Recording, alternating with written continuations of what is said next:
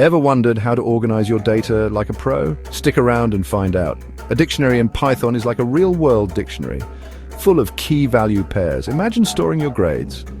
Python grades =, Alice 90, Bob 85, Charlie 88, and print grades Alice. Hash outputs. 90 keys need to be unique and unchangeable, like strings or numbers. Values, they can be anything. Want to add or update? Easy. Python grades David =, 92 grades. Alice =, 95 Dell grades. Bob, need to loop through it? No problem. Python for student grading grades.itms.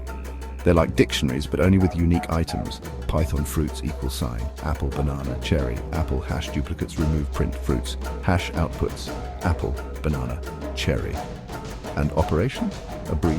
Python set1 =, 1, 2, 3, set2 =, 3, 4, 5, print, set1 dot union, set2, hash 1, 2, 3, 4, 5, print, set1 dot intersection, set2, hash 3, print, set1 dot difference, set2, hash 1, 2. Finally, file handling. Reading a CSV, Python import CSV with open data CSVR as file or writing to one.